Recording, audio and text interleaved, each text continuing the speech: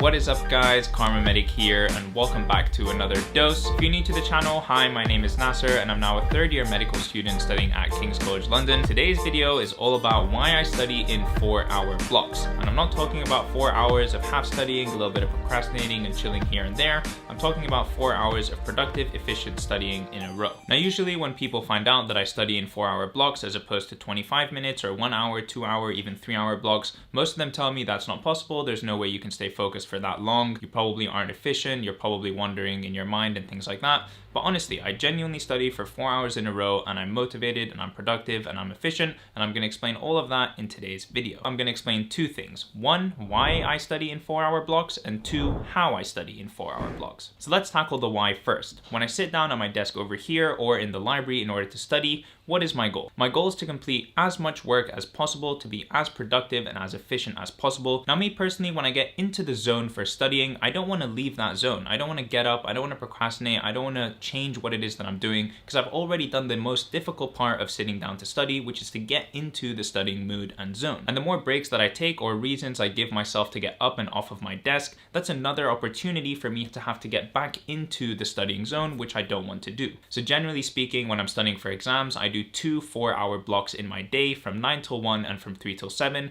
and that way I only have to enter the studying mood 2 times, once at 9 a.m. and once at 1 p.m. Now this is the main reason that I personally don't use the Pomodoro timer, because every 25 minutes it's basically giving me an excuse and encouraging me to check my phone or to chill or to get up off my desk or whatever, which is inevitably going to lead to me procrastinating and doing something for longer than just 5 minutes. One thing that I really like about my method of doing 2 4-hour blocks in my day is that I'm done pretty much all the work that I need to do by 7 p.m. Now imagine doing 8 hours of productive and useful work and also being done by 7 p.m. That leaves so much free time in order for you to do anything else that you want. That can be exercise, socializing with friends, playing video games, making YouTube videos, or basically anything. You just give yourself a lot of free time and still do lots and lots of work during the day. Now I understand obviously different studying techniques and timetables and schedules and whatever work for different people. I'm just saying, as far as maximizing efficiency, if you condense all of the work that you have to do into the beginning part of the day, that leaves a lot of hours at the end of the day for you to do whatever you want. Alright, I think I've preached long enough now about why I really like my 4-hour block method.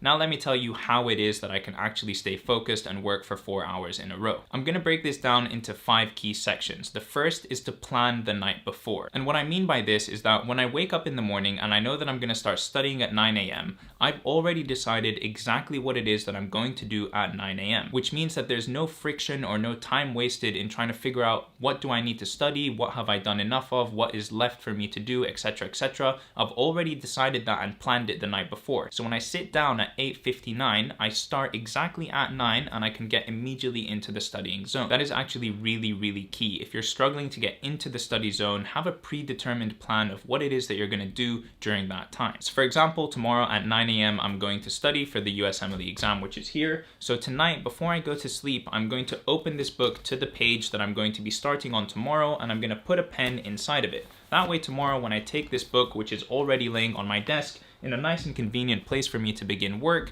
I can literally flip open to the page of exactly where I'm going to start. On top of that, you can see on my desktop over here that I'm already going to go down to the video that I'm going to watch tomorrow morning. I'm going to open it and it's going to be ready, just waiting for me to sit down, hit play, and begin work. Section number 2, don't give yourself a reason to get up and away from your desk. Before I start work at 9 a.m., I've already made my cup of coffee, I've gotten a couple of snacks, and I've organized everything around me that I will possibly need in the next 4 hours so that I can minimize the amount of times that I need to get up and out of my chair. The reason that I do this is because every time you get up and out of your chair, you're giving yourself opportunity for distraction and reason for procrastination. For example, if I go to the kitchen, I'll make myself a snack or a drink, I'll knock on my sister's door and ask her what's going on, let's have a chat. Every time I leave my room and I leave that studying zone and studying environment, I'm giving myself reasons and excuses and opportunities for procrastination. Now this is going to be slightly controversial, I'm sure, but I honestly don't allow myself to get up and out of my desk until I've done an hour of studying. The thought process that I have in my mind is that if I haven't been able to sit down and do productive, solid work for an hour, do I really deserve to go take a break? Do I really deserve to go procrastinate and fill up my drink and get more snacks or take some time off? No, I need to first do a bunch of productive work before I can even think about the idea of getting up and procrastinating. And usually when I push myself to stay that extra 15 minutes, I actually end up studying for another 30 minutes or 45 minutes or whatever before getting out of my chair, because I want to finish, for example, the video that I'm doing or the section that I'm doing or the page that I'm writing. I just give myself reasons to continue studying. You know, I'm almost done with this section, I'm almost done with this video, I'm almost done with blah, blah, blah, blah, blah. And I just try my best to keep myself situated at my desk. You know what? Now that I say all of this out loud, I'm starting to sound a little bit crazy, but just stay with me here. The point of section number 2 is to only get up and off of your desk when you really need to. Section number 3 is, for the love of God, just get rid of your phone. Your phone is your worst enemy when it comes to studying time. If you hear any notification, if you hear a buzzing, if you even look at your phone, or if you even think of your phone, you're so likely to just, without even thinking, reach over and grab it and check it. I'm guilty of doing this all the damn time. And because I'm a human and I'm prone to checking my phone and getting all of these addicting notifications and numbers and messages, I have 2 ways in order to completely eliminate my phone from my studying environment. Step number 1 is to put your phone out of sight. If you can't see your phone, you're less likely to think of it, you're less likely to notice it, and you're just less likely to check it overall. Step number 2 is to put your phone out of reach. That creates a huge barrier. You have to now get up and move in order to get your phone, which I know sounds kind of stupid. You're probably like, oh, it's just 2 steps away over there on the bed. But the truth is, when you're sitting down, any extra effort or friction you give yourself in order to go check your phone, you're gonna do it less often. Wow, I've been talking a lot this video. Alright, section number 4 is about giving yourself rewards while you're studying. Genuinely, no joke, probably what gets me through studying sessions the most is the idea of rewarding myself with either something to drink or something to eat, or going out with my friends, or playing video games or whatever. Just having these rewards that I make for myself that I can only unlock once I've done a certain amount of studying. So for example, like I mentioned before, I literally don't allow myself to go get a refill of my coffee or brew a tea or anything like that until I've done at least an hour of studying. It's just now an ingrained rule in my head, like, dude, you're not gonna have coffee or more tea unless you do more work, so you better get that done first if that's what you want to do. My mentality when it comes to doing 4-hour blocks is very simple.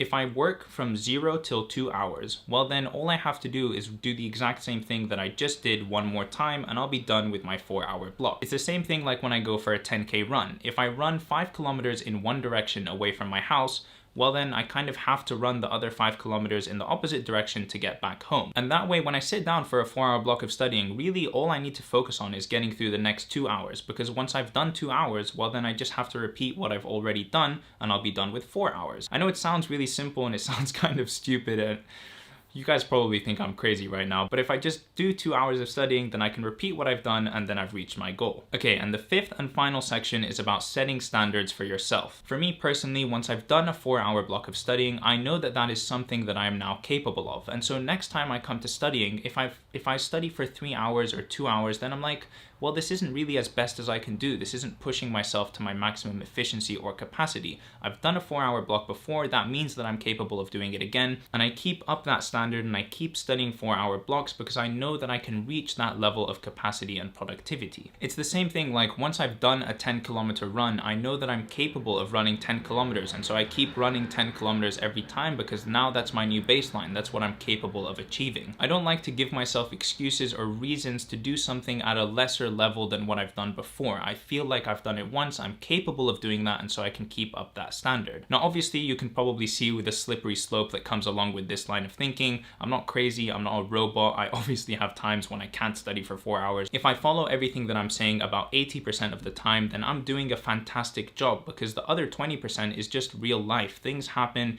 things come up, you need to change and you need to be flexible. But this is my line of thinking, this is my philosophy, and this is what I try to upkeep as much as I possibly can. Okay, and that is it. I hope you guys have found this video useful. I hope you've enjoyed it, and if you did, please do leave a like on this video and subscribe to my channel to see more content from me in the future. If you have any tips for how you like to study or know something that works very well for you and would like to share it with the rest of the community, please do so in a comment down below. I love reading and replying to all of your comments. And that is it for me. I will see you guys in the next video. Peace.